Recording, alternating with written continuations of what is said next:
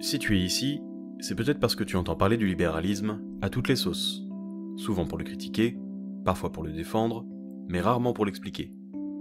Alors aujourd'hui, on va repartir de zéro. On va prendre le temps de poser les bases et de comprendre ce qu'est vraiment le libéralisme. Parce que si on veut débattre sérieusement, encore faut-il savoir de quoi on parle.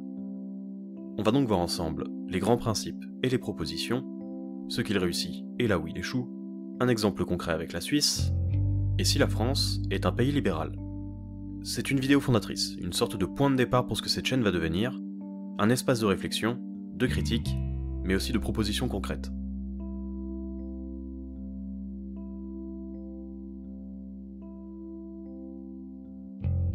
Alors, le libéralisme, c'est quoi ? C'est avant tout une philosophie qui repose sur 4 piliers. La liberté individuelle, l'état de droit, la propriété privée et le marché libre. Le penseur français Frédéric Bastiat l'a très bien résumé, le libéralisme, c'est le droit pour chacun de vivre comme il l'entend, tant qu'il ne nuit pas à autrui. Le mouvement est né au XVIIe siècle, avec une idée simple. Protéger les individus contre l'arbitraire du pouvoir. L'État n'est pas un maître, il est un instrument au service des libertés. C'est le cœur du libéralisme. Chaque personne doit pouvoir penser, s'exprimer, entreprendre, vivre selon ses choix. Concrètement, ça veut dire que tu peux monter ton entreprise sans passer par un labyrinthe administratif, ou encore que tu as le droit de dire ce que tu penses même si ça dérange. C'est le socle des démocraties libérales d'aujourd'hui. Pour que la liberté existe, il faut un cadre. Ce cadre, c'est la loi. Mais pas n'importe laquelle, une loi stable, claire et qui s'applique à tous, gouvernants compris. Dans la pratique, ça donne des juges indépendants, une police encadrée et des citoyens protégés, y compris contre les abus de l'État.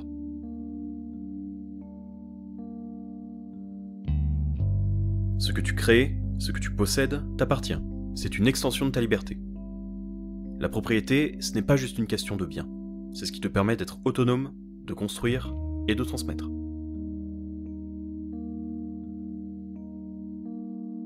C'est ce qui se passe quand des individus échangent librement, de façon volontaire. Un marché libre, bien encadré, c'est des ressources allouées efficacement, de l'innovation et des choix pour le consommateur. Des pays comme Singapour ou l'Irlande ont bâti leur réussite économique sur cette idée simple. Garantir la liberté d'échanger dans un cadre juste.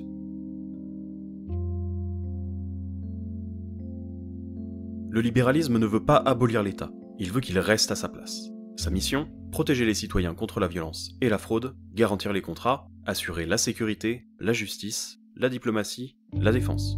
En pratique, un État fort dans ses missions essentielles, comme en Suisse. Ou efficace, comme aux Pays-Bas ou en Suède, où l'on combine marché libre et filet de sécurité bien ciblés. Certains libéraux acceptent même un État social minimal, tant qu'il ne piège pas les citoyens dans la dépendance.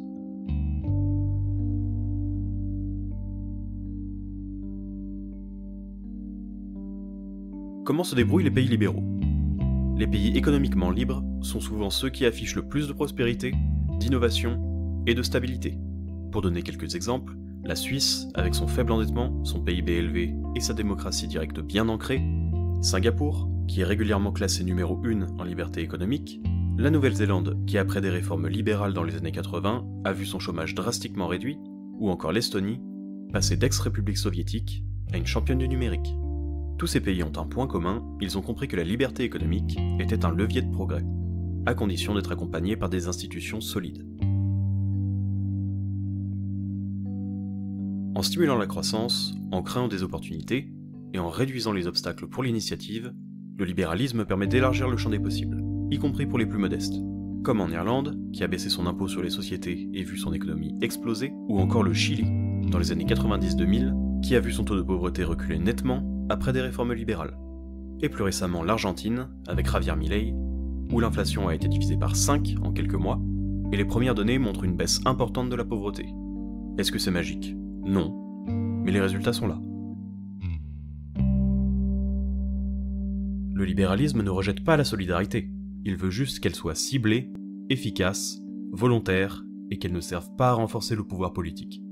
Comme aux Pays-Bas, où les retraites reposent largement sur un système de capitalisation, ou en Suède, où l'économie est très ouverte et les aides ciblées, avec une forte culture de la responsabilité. c'est pas une baguette magique. Il peut échouer s'il est mal appliqué ou dans un contexte instable. 3 cas de figure classiques: si l'état de droit est faible, si on confond libéralisme et anarchie, ou encore si les institutions sont corrompues ou défaillantes.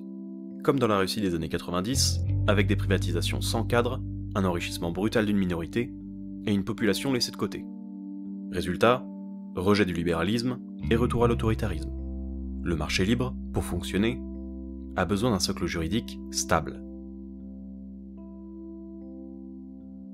On en entend souvent des critiques, mais que valent les modèles interventionnistes?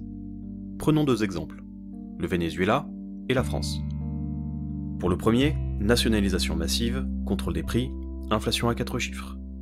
Résultat, une économie effondrée et une population appauvrie et affamée. Pour le second, un État qui pèse pour 57% du PIB, des prélèvements records, et pourtant, des services publics à bout de souffle.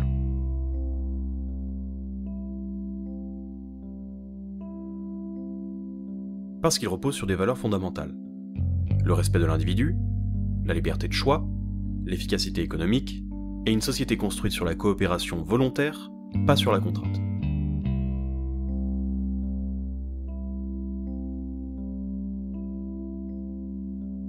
Prenons un exemple concret, la Suisse, souvent citée comme modèle, et pour de bonnes raisons. Avec des prélèvements obligatoires de 28%, bien en dessous de la moyenne européenne, une dette publique stable à 40% du PIB, un taux de chômage très bas, environ 2%, et un PIB par habitant parmi les plus élevés du monde.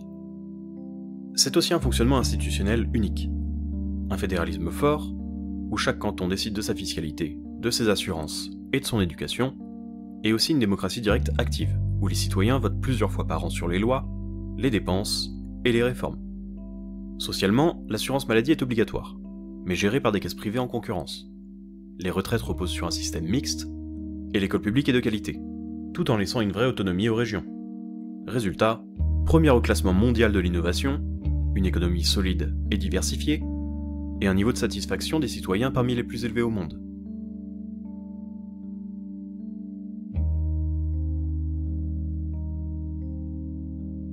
On entend parfois que la France serait trop libérale, mais si on regarde les faits, c'est un tout autre tableau. Avec ses dépenses publiques à plus de 57% du PIB, un record dans l'OCDE, plus de 5,6 millions de fonctionnaires, une fiscalité très élevée, avec des prélèvements supérieurs à 45% du PIB, et un classement en liberté économique à la 52e place mondiale, derrière des pays comme la Lituanie ou le Rwanda. En conséquence, un chômage structurel élevé depuis 40 ans, des services publics, éducation, santé et transport en crise, et un marché du travail rigide, lourdement normé. Même certains fondamentaux du libéralisme sont remis en cause.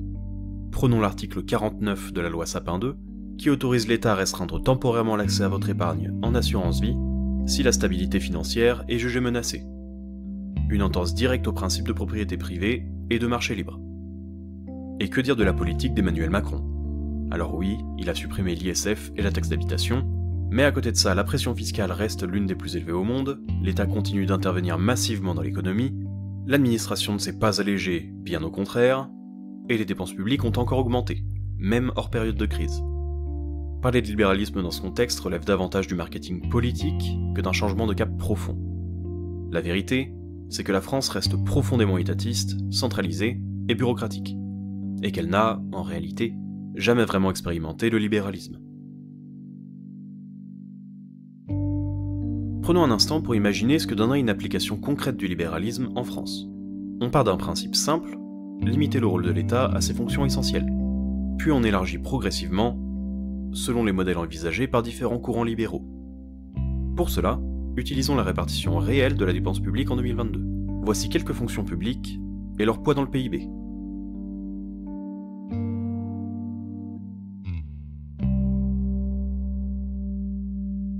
Sur cette base, imaginons 4 simulations du rôle de l'État. Pour la première, un État strictement régalien. Deuxième simulation, on ajoute l'éducation comme mission nationale. Pour la troisième, l'État gère la santé et le chômage, mais laisse l'éducation aux collectivités locales. Et pour la dernière, l'État prend en charge toutes les fonctions listées.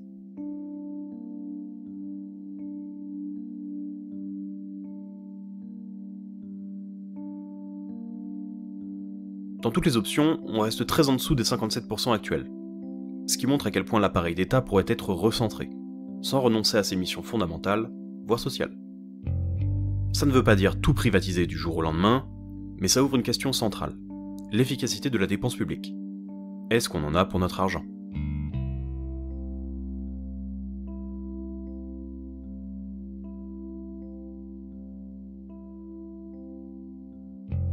Le libéralisme, ce n'est pas une utopie.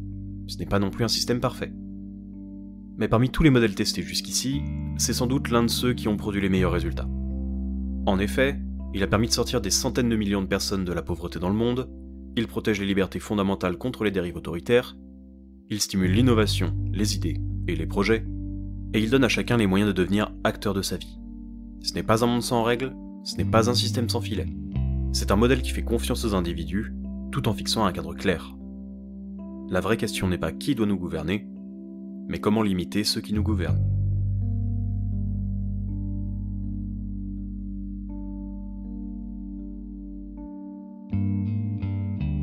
Pour ceux qui veulent prolonger cette introduction, j'ai mis en description quelques livres sur le sujet, que j'estime idéaux pour commencer à creuser un peu plus.